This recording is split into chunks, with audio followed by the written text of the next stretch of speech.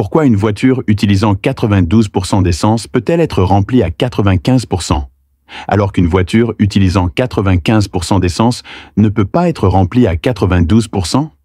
Quel est l'impact du taux de compression d'un moteur? Comment se produisent les cognements et les détonations du moteur? Aujourd'hui, nous abordons la 5e partie de notre série sur les moteurs automobiles, qui détaille le rôle du taux de compression du moteur et l'importance des différentes qualités d'essence. Si vous me levez le pouce, je commence. Tout d'abord, nous devons comprendre ce qu'est le taux de compression. Un moteur fonctionne selon un cycle à 4 temps: admission, compression, puissance et échappement. Supposons qu'un cylindre ait un volume de 10 et que l'espace entre le sommet du cylindre et le sommet du cylindre ait un volume de 1. Pendant la course d'admission, le piston descend, aspirant 10 unités de carburant et d'air atomisé. Lors de la course de compression, le mouvement ascendant du piston comprime ces 10 unités de mélange dans une zone située en haut du cylindre, dont le volume est de seulement 1. On obtient ainsi un taux de compression de 10 à 1.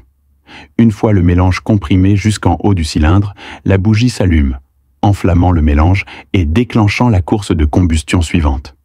La force d'expansion générée par la combustion du mélange pousse le piston vers le bas. C'est ainsi que la puissance du moteur est générée. Cependant, 2 points importants sont à prendre en compte. Le premier est que l'air atteint une température élevée après compression. Plus le taux de compression est élevé, plus la température du mélange après compression jusqu'en haut du cylindre est élevée, et plus le mélange devient instable. Le deuxième point concerne le calage de l'allumage par la bougie. L'allumage a lieu avant que le piston n'atteigne sa valeur maximale. La bougie génère une étincelle électrique pour enflammer le mélange, et cette petite flamme se propage ensuite progressivement dans le mélange.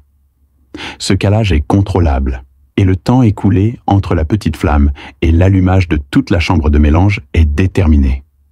Lorsque le piston atteint sa position maximale, le mélange est pleinement enflammé. À ce moment, la force d'expansion générée par la combustion du mélange est à son maximum, lui permettant de produire la puissance maximale. Le calage de préallumage de la bougie est appelé angle d'avance à l'allumage. Si le taux de compression du moteur est trop élevé, le mélange comprimé vers le haut devient instable. L'allumage de la bougie ne se propage pas progressivement. Il peut même s'enflammer prématurément ailleurs. Cela peut entraîner une inflammation complète du mélange avant que le piston n'atteigne sa position maximale, générant ainsi une force d'expansion maximale. La force ascendante du piston n'a pas encore diminué, et la force d'expansion le pousse vers le bas. Ces deux forces entrent en collision, provoquant de légères oscillations et vibrations du piston. Ce phénomène, communément appelé cognement du cylindre, est non seulement bruyant et vibrant, mais peut également endommager le piston et le cylindre. Si les calculateurs moteurs modernes peuvent avancer ou retarder automatiquement le calage de l'allumage, le principal problème réside dans l'impossibilité de contrôler le calage complet de l'allumage du mélange. Alors que la durée est normalement de 3 millisecondes, l'allumage qui suit peut prendre 1 milliseconde, 1 milliseconde, voire 3 millisecondes, ce qui est imprévisible et incontrôlable. Pour éviter le cliquetis du moteur, 2 méthodes viables existent: réduire le taux de compression ou améliorer la stabilité du mélange afin de contrôler le calage de l'allumage, même sur les moteurs à forte compression. Ainsi, il existe de l'essence à 92% et de l'essence à 95%, la différence entre les deux étant l'indice d'octane. L'indice d'octane améliore la stabilité de l'essence, rendant l'allumage plus contrôlable et évitant les flammes parasites. L'essence à 92% a un indice d'octane inférieur à celui de l'essence à 95%, tandis que l'essence à 98% a, bien sûr, un indice d'octane supérieur. C'est pourquoi un moteur fonctionnant à 92% d'essence peut fonctionner à 95%. Mais pas un moteur fonctionnant à 95% d'essence à 92%. Un indice d'octane trop bas rend le calage de l'allumage incontrôlable, ce qui entraîne du cliquetis. Il est toutefois important de noter que la turbocompression modifie le taux de compression réel du cylindre. Le rôle d'un compresseur est de comprimer le volume d'air avant son entrée dans le cylindre.